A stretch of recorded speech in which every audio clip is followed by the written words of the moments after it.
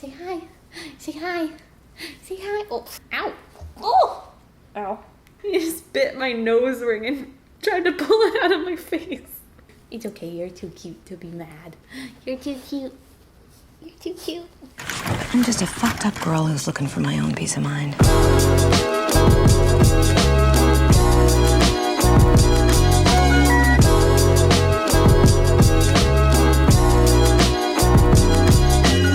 Hello my dudes, welcome back to my channel. Welcome to a new room. I feel like every video I've posted has been in a different room of my house. You're just getting a little tour every time. I don't know why I do it, but here we are.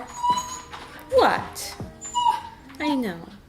They just got a puppy and he's very cute. So I don't even know how I heard about this movie. I heard about it a pretty long time ago, but when I saw the trailer, I was just really excited about it. It just looked really good, really fresh, like something I would truly enjoy. So I reached out to their PR team and I was like, hey, I want to review this movie. They sent me a screener, I watched it, here we are. And this is kind of how I want to handle movie reviews going forward on this channel. There's like a period of time where I just reviewed every goddamn thing because I was like, I need something to post this week. What movie has come out? I don't really want to see that, but I need to do something, so I'm gonna review it anyway.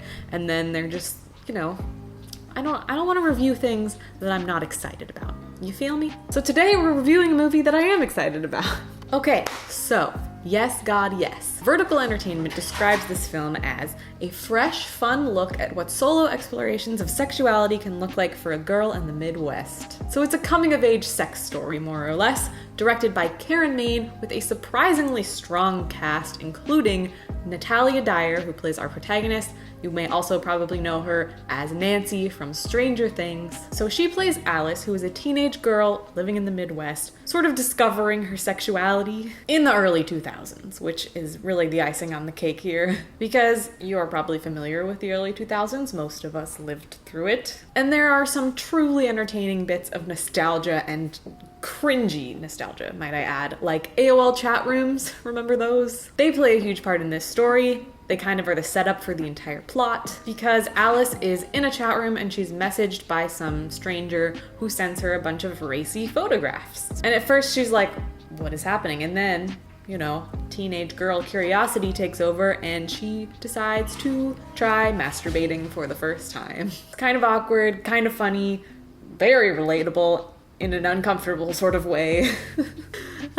But it just sort of opens up her entire world, and the entire movie she spends being uncomfortable and not knowing how to control these urges and feeling horny but like guilty about it all the time, which is something I think everyone can relate to who has gone through puberty and like discovered all of this stuff. It's just a very awkward but honest and entertaining ride. So Alice is a student in a Catholic school, which really adds a great element to this, and she decides to go on a weekend retreat with her classmates to sort of, I don't know, reconnect with God and like figure out why she's feeling all of these things that she has been taught are sins. So she's dealing with this internal conflict and she's trying to figure it out. Trying to suppress her urges in the face of eternal damnation. Am I right, ladies? But of course it doesn't go super well. So she's dealing with this personal conflict with her sexuality, and she's also dealing with a personal conflict with her loyalty to God as she struggles through this Catholic school experience that might hit home for any of you who have gone to Catholic school.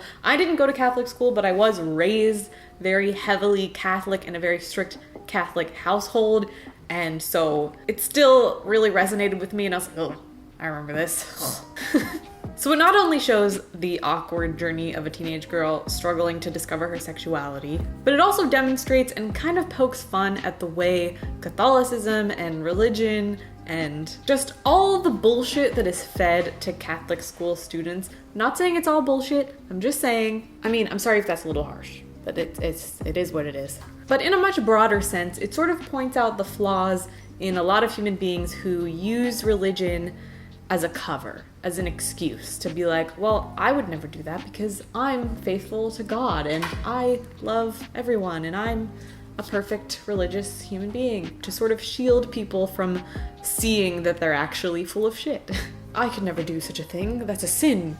Oh. But then like secretly they're cheating on their husbands and lying to everyone and just like absolute trash. You know, those people, we all know people like that. So anyway, that's sort of like a layer of the cake of this movie. It's very smart in how it handles it. It's very witty and smart and honest. So I will say, while I did enjoy this movie and I felt like it was a really honest and sincere story, it didn't completely blow me away. There was nothing wrong with it exactly. It just didn't quite do it. You know, it didn't quite do it for me. It was funny, but in that like witty, sort of makes you chuckle kind of way, not in a I'm rolling on the floor laughing hysterically. Like, I never really had that. It was honest in a way that makes you feel a little bit uncomfortable, which I think is the intention, and I actually enjoyed that, but it might not be for everyone. And I think some of the transitions were a little sloppy. I think the editing could have been a little bit more seamless. I felt like you'd be in one place and then suddenly you'd be in another place and you don't really know how you got there, and maybe it's just me, maybe that's a little bit nitpicky, but I just